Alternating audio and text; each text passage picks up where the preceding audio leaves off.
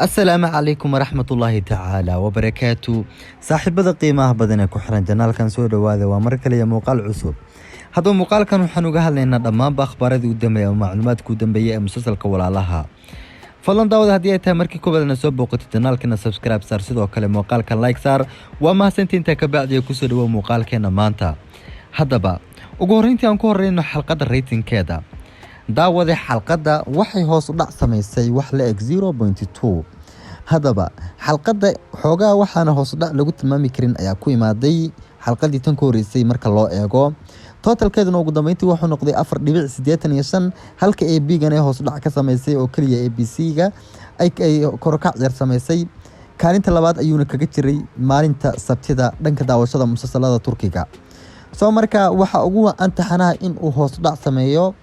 taxanahan lagu magacaabo goon waldaai oo mar waliba idin sheegi jiray oo isla markaas korka aad u weyn sameeyay isla markaana totalkiisu uu noqday 7.07 haddaba kulli ratingkan kuma xirro dhanka YouTube-ka daawashada waxay ku xiran tahay dhanka badi telefishinka caadiga ama ina TV soo dhigatid yani haddii aad isleedahay YouTube-ka ayaan ka daawan video si taxanaha uu ratingkiisa kor u kaco runtii taas waa qalad laakiinse halka ratingku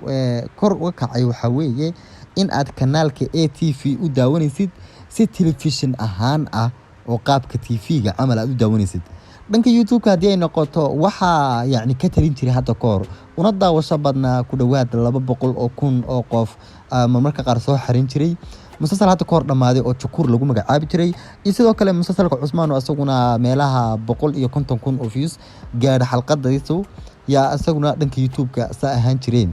soo marka taxanahan xitaa YouTube-ka markay noqoto live ahaan dhanka ATV 70,000 ilaa 60,000 ba daawatay inkastoo taxanaha markaan ay daawanayso 40,000 ilaa 60,000 maadaama taxanaha in badan uu maqnaa muddo gaadhaysa 3 bilood oo hadda soo laabtay dadkana badi aysan soo laaban marka dhanka uu taxanaha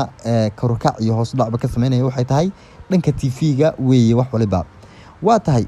ku soo dhawaada hadaba barnaamijkeena maanta waxaan isdul taagi doonaa Axmed Ilmaadi sidoo kale wiilkiisa Cumar iyo sidoo kale wadaadii Seefgi ahayd ugu horeyntii waxaan ka raali gelinayaa daawada dhawaaqa xagga dambe ka soo baxaya kaasoo ah roob maanta dhan roob ayaa nagu daaya waxaana jeclaystay in aan update iska dhigno maalin walbana saddexdeeni video ama saddexdii macluumaad aan idinla wadaagno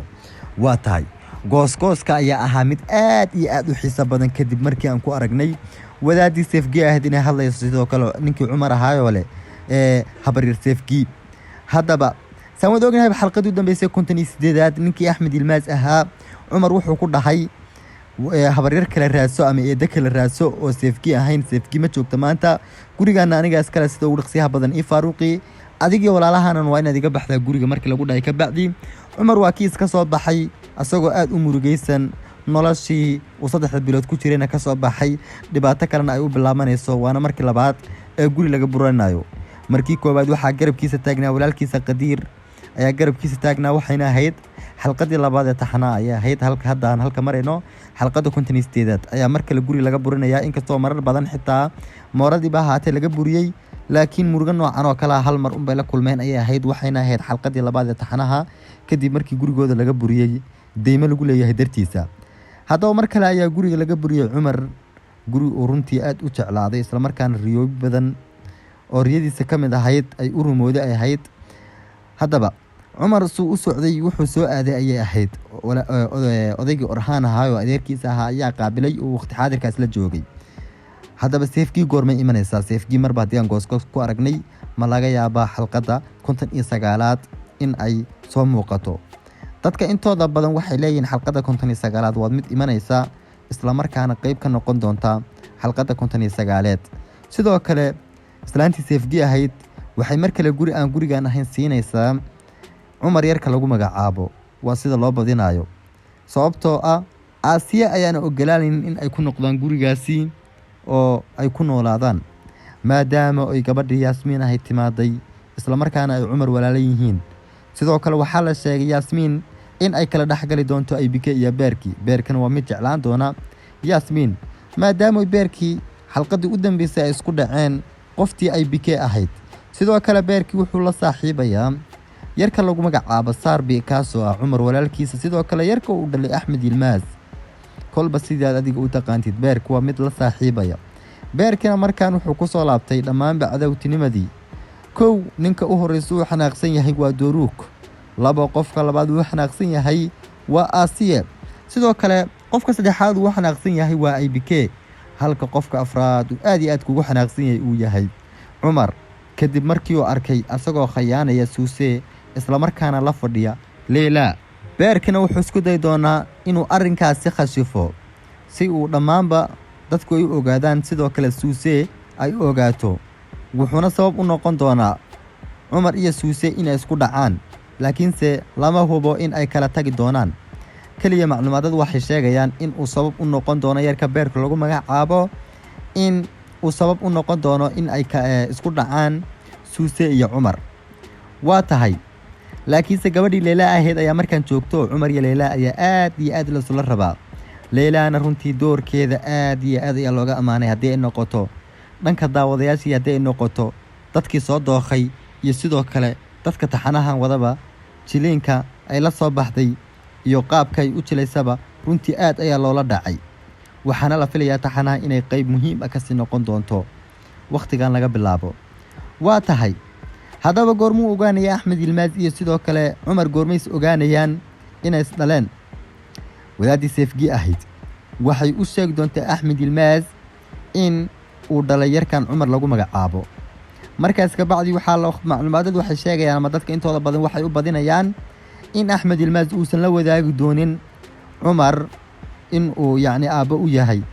uu kaliya يعني uu jili doono oo kaliya ama dee uu sidii caadiga qof wanaagsan uu iska dhigi doono oo wax walba u samaynayo oo kaliya wuxuu ku marsiyon doonaa aniga maalkan ama guriga waxaan kugu soo celiyay hooyadeeda darteeda hooyadeeda ayaa kula rabta ayuu ku dhahayaa waa sida loo badinayo laakiin se macluumaad rasmi ah ma ahan oo la hubo haddaba dadka intooda badan waxay xiiseynayaan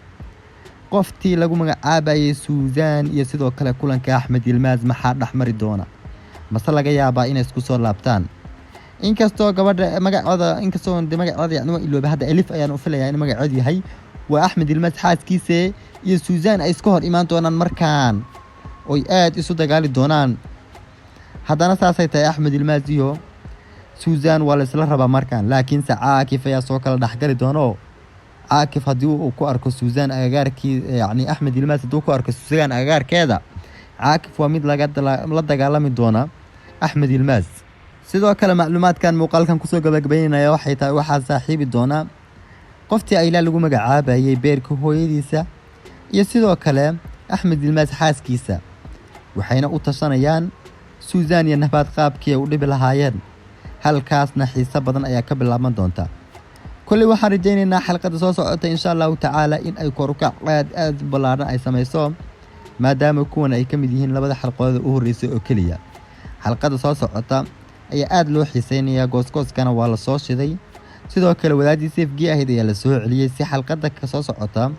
أي حساب بدن ويالتو داودياشنا أي عاد وقنعسو dhanka TV ka daawayaan ku dhila daartid imtixaanka koroka uu sameeyo amal amade uu si imtixaanka u istaagin horena ugu sii socdo moral loogu noqoto dadka imtixaanaha wada satellite oo Turki araadso hadii xaafidina TV yaalo satellite Turki u bedelo markaas ka bacdi waxa ku soo galaya barnaamijyada Turkiga ama telefishinada Turkiga TV Show TV Focus TV Canal D TRT dhamaan bay ku soo baxayaan marka daawada aad iyo aad kaaga madina daawashada muuqaalkan la soo muuqaalada xiga inkastoo muuqaalkan idinku yeeray akhbaarada iyo macluumaadka fafaahin dheeraadana aanan insiin waan kala leeyahay mid soo tooro ee xaqiiqada dambe ka socda marka muuqaalkan like star daawada sidoo kale dadku soo channel subscribe star waan ku saaxiibkina Khalid waxaan idinkaga tagayaa wassalaamu calaykum waraxmatullaahi tacaala wa barakaatuh